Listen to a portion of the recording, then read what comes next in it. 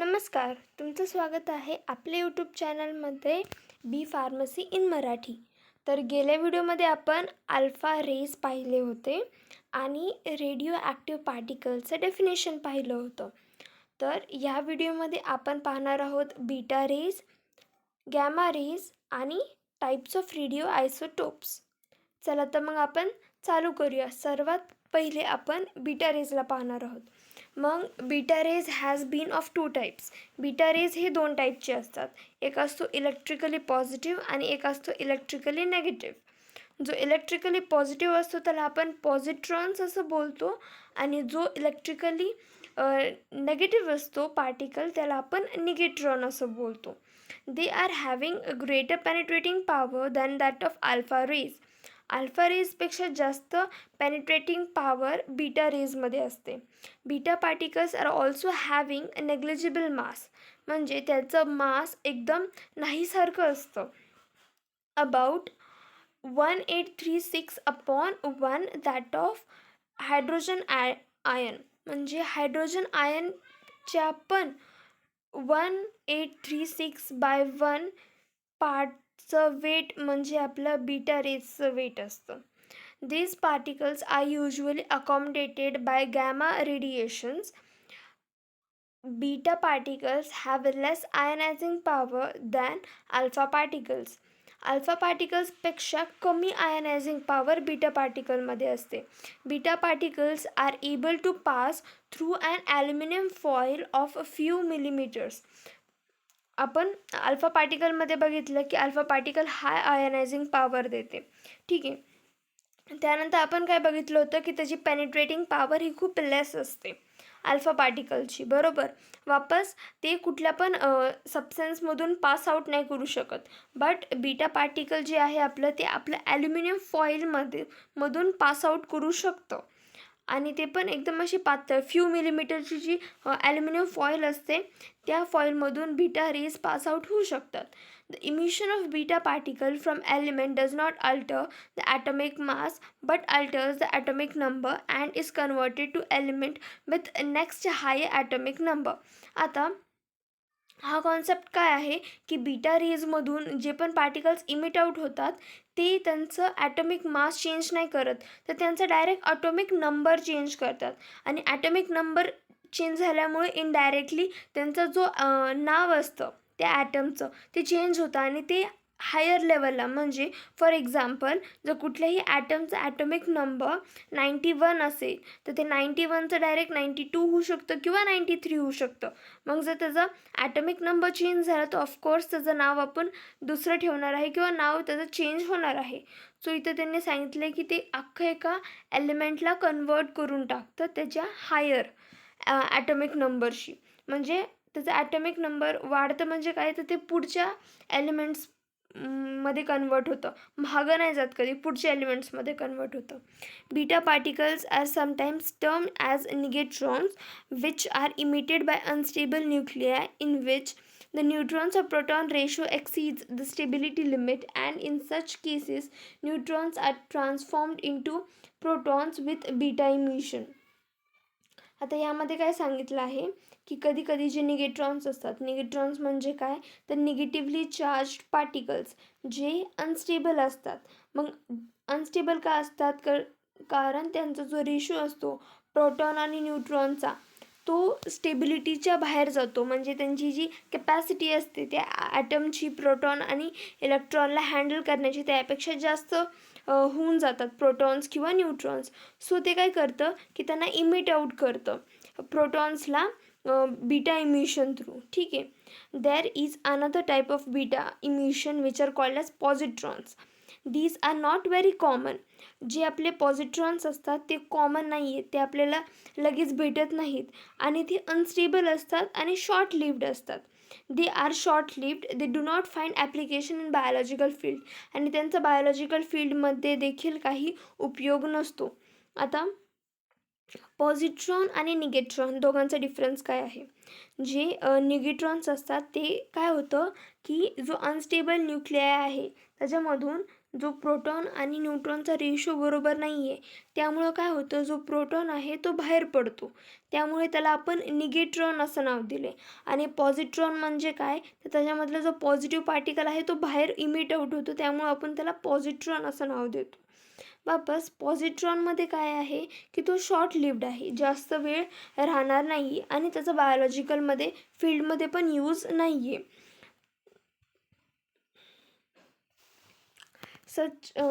त्यानंतर वापस निगेट्रॉनमध्ये important point काय आहे, की जो आपला न्यूट्रॉन असतो तो प्रोटॉनमध्ये कन्वर्ट होतो. का? कारण की त्याच्यामधला जो नेगेटिव्ह ॲटम आहे तो जास्त झालेला आहे, सो तो कन्वर्ट आउट होतो. आता तुम्ही इथं पाहू शकता की हा डायग्राम आहे. त्यामध्ये काय होतं आधी, तर न्यूट्रॉन्सची क्वांटिटी जास्त होते बरोबर, आणि प्रोटॉन एकच मॉलिक्युल आहे, न्यूट्रॉन 2 आहेत. मग ते काय करतात, आपली कपॅसिटी चेंज करतात. म्हणजे जर तो नेगेटिव्ह असेल तर तो पॉझिटिव्ह होणार, जर तो न्यूट्रल असेल तर तो पॉझिटिव्ह होणार, अशी कपॅसिटी दाखवतात ते. मग सॉरी, असा अल्टरनेस दाखवतात ते. मग ह्यामध्ये काय होतं, जे आपल्या निगेट्रॉन्स होते, जे नेगेटिव्हली चार्ज पार्टिकल्स होते, ते काय झाले, आपले पॉझिटिव्हली चार्ज पार्टिकल्स झाले. म्हणजे त्यामधला जो निगेटिव्ह आयन होता तो इमिट आउट झाला, जो तुम्हाला इथे दिसू शकतो की +E-. आणि जो पॉझिटिव्ह होता त्यांनी एका नेगेटिव्ह पार्टिकलचं इलेक्ट्रॉन घेतला आणि तो 1च न्यूट्रॉन किंवा नेगेटिव्ह पार्टिकल झाला तयार. कळलं? त्यानंतर आहे आपलं gamma rays. These have been more penetrating than alpha and beta. आता जो गॅमा रे आहे तो अल्फा आणि बीटा दोघांपेक्षा जास्त पेनिट्रेटिंग कॅपॅसिटी दाखवतो. दे are having the same character as that of very short electromagnetic waves called X-rays. आता ह्यामध्ये पण खूप छोटे इलेक्ट्रोमॅग्नेटिक वेव्स दाखवतात, ज्याला आपण एक्स-रेज देखील बोलतो. They are not affected by magnetic force. ह्या गॅमा रेजला मॅग्नेटिक फोर्स अफेक्ट करू शकत नाही. And are having the speed of light. म्हणजे गॅमा रेजची स्पीड काय आहे, स्पीड ऑफ लाईट काय आहे, 8 × 10⁶ ही आपली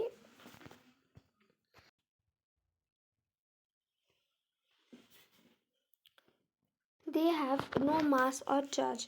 आता हे जे आपले गॅमा रेज आहेत त्याचा मास पण नाही आहे आणि त्याचा चार्ज पण नाही आहे. आपण बीटा पार्टिकलमध्ये काय बघितलं होतं, की तो नेग्लिजिबल चार्ज नेग्लिजिबल मास दाखवतो. आणि त्यांनी कंपॅरिझन केलं होतं हायड्रोजन आयनशी, ज्याचं वेट काय होतं आपला, म्हणजे पोर्शन काय होतं बीटाचा, तर 1836/1 ऑफ हायड्रोजन आयन बरोबर. बट आता हा जो गॅमा पार्टिकल आहे त्याचा मासच नाही आहे. त्यानंतर मग gamma rays are produced during disintegration of radioactive substances along with beta radiation and during nuclear fusion. आता गॅमा रेज प्रोड्यूस कसे झाले, तर बीटा रेडिएशनसोबत किंवा न्यूक्लिअर फ्युजन जेव्हा होते त्या टायमिंगला गॅमा रेज इमिट आउट होतात. The penetrating power of gamma radiation has been found to dependent on atomic weight of absorber and wavelength of radiation. आता गॅमा पार्टिकल्स हे रेडिएशन्स दाखवतात. मग ते रेडिएशन डिपेंड ऑन कशावरती आहे, तर जो ॲब्झॉर्ब होणार आहे, म्हणजे जे ऑब्जेक्ट त्या गॅमा रेजला ॲब्झॉर्ब करणार आहे त्याच्यावरती, प्लस जो तुमचा वेवलेंथ आहे गॅमा रेजचा रेडिएशन करण्याचा, ह्या 2 गोष्टींवरती आपला गॅमा रेजचं पेनिट्रेशन डिपेंड असतं. कुठल्या तर ॲटॉमिक वेट ऑफ ॲब्झॉर्बर, म्हणजे जो ॲब्झॉर्ब करणार आहे त्याचा ॲटॉमिक वेट, आणि वेवलेंथ ऑफ रेडिएशन, म्हणजे जो आपला गॅमा रेज आहे त्याचं wavelength. As gamma rays are uncharge they have poor ionizing power. Beta रेजमध्ये पण खूप कमी आयनायझिंग पॉवर होती, सेम गॅमा रेजमध्ये पण खूप पुअर आयनायझिंग पॉवर आहे. But they are interacted with molecules and atoms in specific media. पण ते स्पेसिफिक मीडियामध्ये इंटरॅक्ट करू शकतात दुसऱ्या मॉलिक्युल्सशी किंवा ॲटम्सशी, and can produce ions and free radicals by dislodging electrons from orbital. आता आपण अल्फा आणि बीटा या दोन गोष्टींमध्ये आपण काय बघितलं, या दोन रेजमध्ये, की तो जो आपला न्यूक्लियस होता त्यांच्यामधले ॲटम्स इमिट आउट होत आहेत, बरोबर. बट गॅमा रेजमध्ये डिफरन्स काय आहे, की गॅमा रेजमध्ये जे आपले इलेक्ट्रॉन्स होते, न्यूक्लियसला काहीच होत नाही आपल्या गॅमा रेजमध्ये. जे बाहेरचे आपले इलेक्ट्रॉन्स होते त्यांचं डिसलॉजिंग होतं, म्हणजे त्यांचं ॲक्सेप्टिंग किंवा रिजेक्टिंग ह्या टाईपची प्रोसेस होते. तर त्याला आपण गॅमा रेज असं म्हणतो. हा डिफरन्स होता, की गॅमा रेजचा न्यूक्लियाच्या बाहेरचं ऑर्बिटलमधलं चेंज होतं. When gamma rays are emitted from elements there is lowering of nuclear energy level, but no element change is noted unless other type of radiations are emitted, which is usually the case. Same सांगितल्यासारखं, की त्यांचा जो elemental change असतो तो note down केला जात नाही, कारण की एवढा जास्त चेंज होतच नाही, निग्लिजिबल चेंज असतो. त्यामुळे आपला जो गॅमा रेज आहे त्याचं फर्दर नेक्स्ट ॲटॉमिक नंबरमध्ये कन्वर्जन होत नाही, जसं की आपलं बीटा रेजचं होत होतं. बीटा रेजचं काय होत होतं, न्यूट्रॉन्स हे आपले प्रोटॉन्समध्ये कन्वर्ट होत होते आणि जे निगेटिव्हली चार्ज आयन्स होते ते इमिट आउट होत होते. त्यामुळं आपलं जे ॲटम होतं त्याचे चार्जेस चेंज होऊन तो पुढच्या ॲटॉमिक नंबरमध्ये कन्वर्ट होत होता, बरोबर. तर गॅमा रेजमध्ये काय आहे आपल्या, की इथं तुम्हाला डायग्राम दाखवलेले आहे, की जे आपलं इलेक्ट्रॉन आहे त्याचं बाहेर रेडिएशन होत आहे. ठीक आहे, म्हणजे रेडिएशन झाल्यामुळे इलेक्ट्रॉन्स आपला बाहेर इमिट आउट होत आहे ॲटमचा, आणि ॲटॉमिक न्यूक्लियसला काहीच होत नाही, काहीच चेंज नाही आहे आपल्या ॲटॉमिक न्यूक्लियसमध्ये. मग आहे आपला types of isotope. Any nuclide which is not radio active in nature is regarded to be stable. म्हणजे जो न्यूक्लियाइड होता, न्यूक्लियाइड म्हणजे काय, आपला जो ॲटम जो रेडिओ ॲक्टिव्ह आहे त्याला आपण न्यूक्लियाइड असं म्हणतो. तर त्याला आपण स्टेबल कधी म्हणू, की जेव्हा त्याच्यामध्ये कुठलाच रेडिओ ॲक्टिव्ह चेंज होत नाही, or in other words so as to be stable as nuclide must possess appropriate energy. किंवा जर आपण दुसऱ्या भाषेत म्हणायला गेलं तर कुठल्याही ॲटमची जेवढी एनर्जी हवी आहे त्या ॲटमला, जेवढी त्या एनर्जीची कॅपॅसिटी आहे एका ॲटमची, तेवढी जर असेल तर त्याला आपण काय म्हणू, न्यूक्लियाइड असं म्हणू. Those nuclides which undergo spontaneous nuclear change so as to attain stability by emitting radioactivity are termed as radionuclides or radioisotopes. आता आपण न्यूक्लियाइड बघितलं की काय असतं, बट जे आपले ॲटम्स असतात जे ट्राय करत असतात की मला स्टेबल व्हायचं आहे, मला एनर्जी इमिट आउट करायची आहे किंवा ॲब्झॉर्ब करायची आहे, जेणेकरून माझा जो ॲटम आहे तो स्टेबल राहील. मग त्या एलिमेंट्सला आपण काय म्हणणार, तर त्या एलिमेंट्सला आपण रेडिओ न्यूक्लियाइड असं म्हणू किंवा रेडिओ आयसोटोप असं म्हणू. Radio isotopes have been of two types. आता जे आपले रेडिओ आयसोटोप्स आहेत ते दोन टाईपचे आहेत, एक आहे आर्टिफिशियल आणि एक आहे नॅचरल. आता नॅचरलमध्ये त्यांनी एक्झाम्पल्स काय दिले, about 40 high atomic weight elements such as, म्हणजे 40च्या पुढचे जे ॲटॉमिक वेट्स आहे त्याची त्यांनी एक्झाम्पल्स दिलेले आहेत, such as uranium, radium, which may be alpha, beta और gamma emitters, and also some moderate weights such as potassium and rubidium.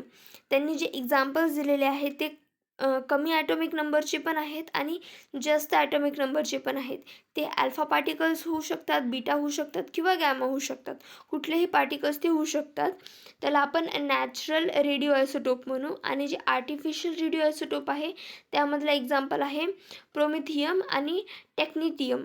आता हे जे आर्टिफिशियल आयसोटोप्स आहेत ते लॅबमध्ये फॉर्म होतात, आणि जे आपले नॅचरल असतात त्यांना फॉर्म करण्याची गरज पडत नाही, ते नॅचरली आपल्या एन्व्हायरमेंटमध्ये प्रेझेंट असतात, बरोबर.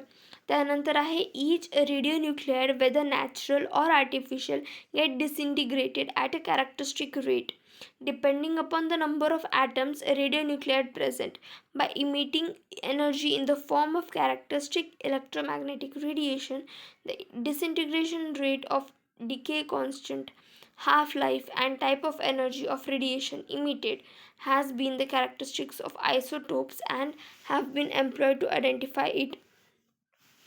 आता त्यांनी या पूर्ण पॅराग्राफमध्ये सांगण्याचा हा प्रयत्न केला आहे की जो आपला रेडिओ न्यूक्लियड आहे तो आर्टिफिशियल असू किंवा नॅचरल असू, त्याची जी डिसइंटिग्रेशनची जी कॅरेक्टरिस्टिक असते, त्याचा जो रेट असतो, जे इमिशनची पॉवर असते, जे त्यांचे इलेक्ट्रोमॅग्नेटिक रेडिएशन असतात, जी त्यांची हाफ लाईफ असते, हे सगळे जे एलिमेंट्स मी आता तुम्हाला सांगितले किंवा जे तुम्हाला मी क्वालिटीज सांगितलेले आहेत, ते कॅरेक्टरिस्टिक फीचर आहे कुणाचं, तर रेडिओ आयसोटोपचं. आणि त्यांनीच आपण रेडिओ आयसोटोप तो एलिमेंट आहे का नाही हे आपण आयडेंटिफाय करतो. कुठल्या कुठल्या गोष्टींनी डिसइंटिग्रेशन, त्यानंतर डिसइंटिग्रेशन रेट, इमिटिंग एनर्जी, त्यानंतर इलेक्ट्रोमॅग्नेटिक रेडिएशन, डिके कॉन्स्टंट आणि हाफ लाईफ. आणि खूप सारे रिझन्स आहेत ज्याने आपण रेडिओ आयसोटोप एलिमेंट कुठला आहे हे आपण आयडेंटिफाय करतो, बरोबर. त्यानंतर आहे आपला युनिट्स ऑफ रेडिओ ॲक्टिव्हिटी. हा आपण नेक्स्ट भागामध्ये पाहूया. त्यामध्ये आपण युनिट्स पाहणार आहोत की रेडिओ ॲक्टिव्हिटीला आपण मेजर कसं करतो आणि कुठल्या टर्म्समध्ये मेजर करतो. होप तुम्हाला हा व्हिडिओ इन्फॉर्मेटिव्ह वाटला असेल. जर तुम्हाला हा व्हिडिओ आवडला तर प्लीज लाईक, शेअर आणि सबस्क्राईब करा माझ्या चॅनलला. आणि असेच नवनवीन मराठी व्हिडिओज बी फार्मसीबद्दल पाहण्यासाठी स्टे कनेक्टेड टू मी. आणि अजून तुमच्या फ्रेंड सर्कलमध्ये ज्यांना मराठी एक्सप्लेनेशनमध्ये बी फार्मसीचे व्हिडिओज हवे असतील त्यांना देखील शेअर करा. मी भेटते तुम्हाला नेक्स्ट व्हिडिओमध्ये. तोपर्यंत stay safe and study well.